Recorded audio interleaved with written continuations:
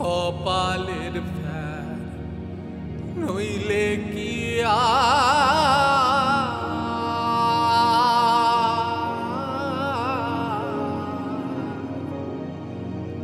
পাখিটার এমন ব্যবহার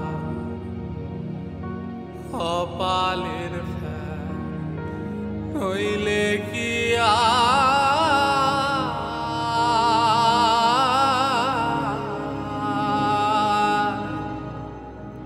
পাখিটার এমন ব্যবহার খাসা ভেঙে পাখি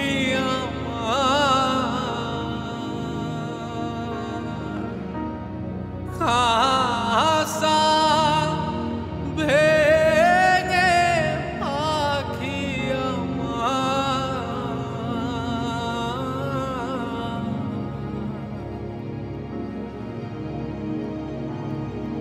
খানে পালা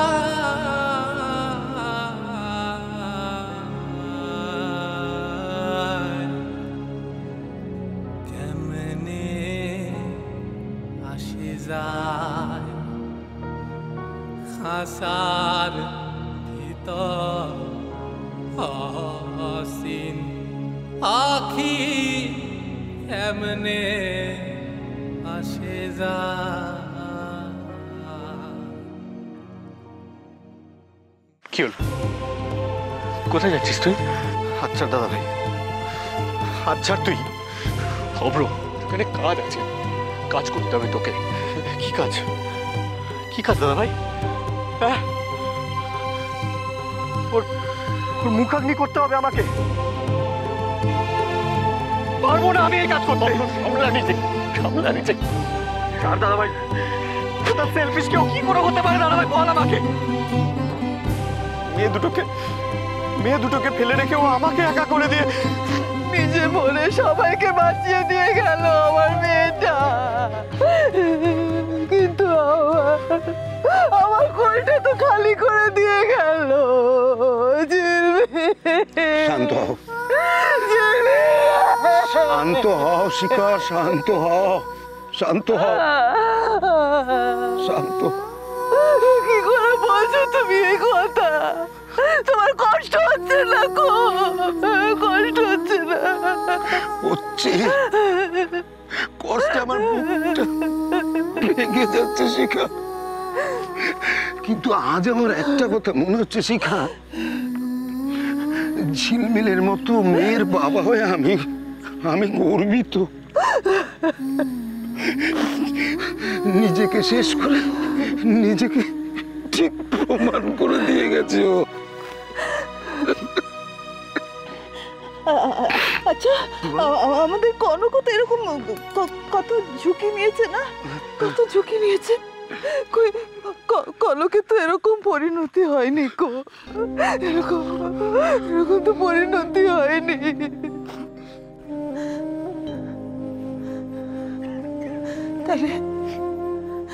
তাহলে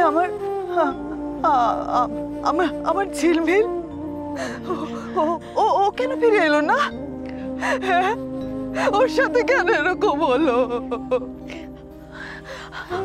আমার বদলে যদি দিদি ভাই বাঁচত তাহলে আমি মরে যেতে রাজি ছিলাম। আমি এখনো যদি আমার বদলে দিদি ভাই বাঁচে আমি মরে যেতে রাজি আছি। নিউজ কে খণ্ডাবে বৌরানী? কে খণ্ডাবে? ওখানে তো আমাদের কারোর হাত নেই। আমরা তো সবাই ওকে বাঁচাতে চেয়েছিলাম, কিন্তু তবুও তো। ও কথা বলছেন কেন? আমি তো শুনেছি সবাই মিলে চাইলে কি আমার ঝিলমিল ফিরবে না? বলেন, ফিরবে না? হ্যাঁ, শিখা শিখা শিখা, শান্ত হও তুমি, শান্ত হও। দুইটা মেয়ে আমাদের, একটাকে মানুষ করলে আরেকটাকে মানুষ করতে পারলে না গো। পার্থ, যারা ঝিলমিলকে ব্যবহার করে এই ঘটনাটা ঘটিয়েছে,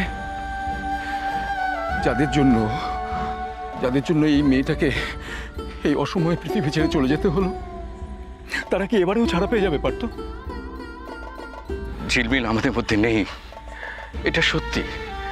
এই ভাগ পূরণ হবার নয়, কিন্তু আমরা ছাড়বো না। যারা এর সঙ্গে জড়িত তাদের প্রত্যেককে কিন্তু। আমিও শান্তি পাবো না দাদা যতদিন পর্যন্ত প্রকৃত অপরাধীরা ধরা না পড়ছে।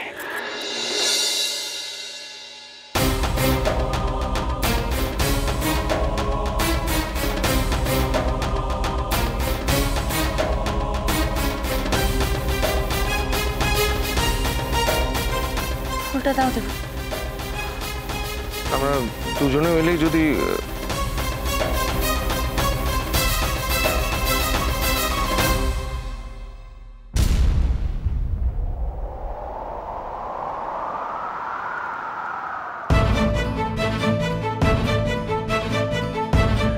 এটা কি ধরনের ব্যবহার কনক?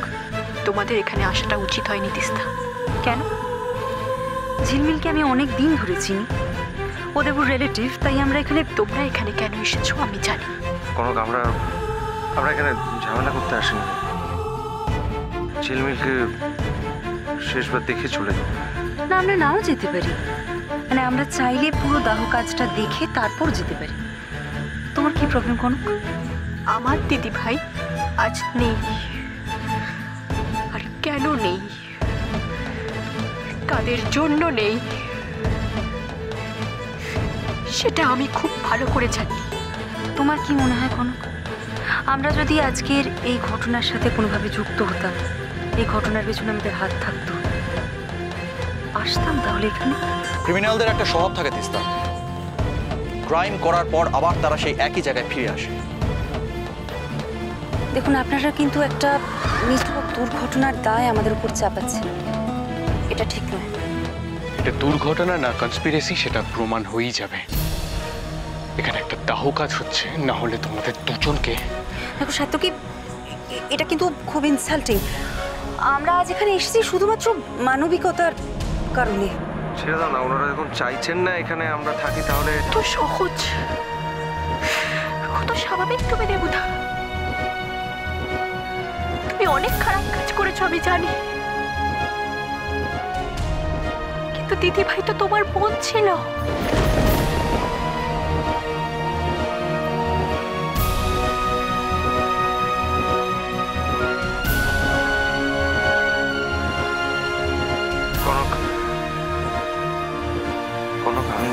দেবু, তুমি কেন ওদের সাথে এভাবে কথা বাড়াচ্ছ? এসো, এটা দিন। কি হচ্ছে এটা? সাত্যকী,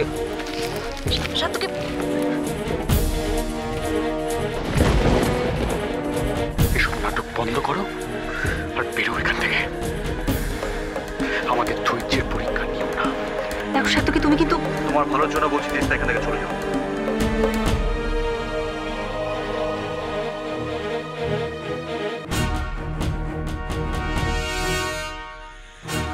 এসো দেবু।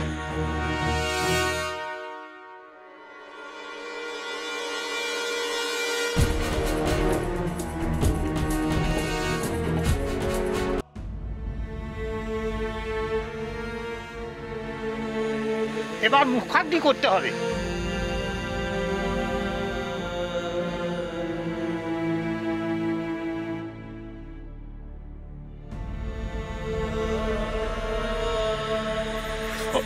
অভ্র,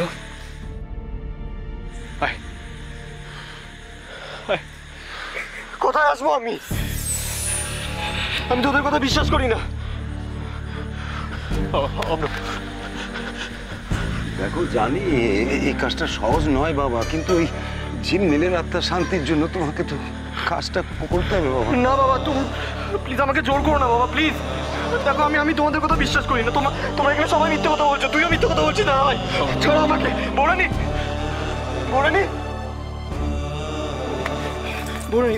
ওরা কি আমার কথা বিশ্বাস? তুমি তো বিশ্বাস করো না ভাইয়ের কথা? বলো না, তোমরা যে যা করার করো, কিন্তু আমাকে কেউ জোর করো না। হ্যাঁ ভাই, আমাকে কেউ জোর করো না, প্লিজ। একটু শান্ত হও বাবা জীবন, শান্ত হও। ওরা আমার কথা কেউ বিশ্বাস করতো না। ভাই সত্যিটা মেনে নাও ভাই, সত্যিটা মেনে নাও। অব্র, শোন, কি সত্যি?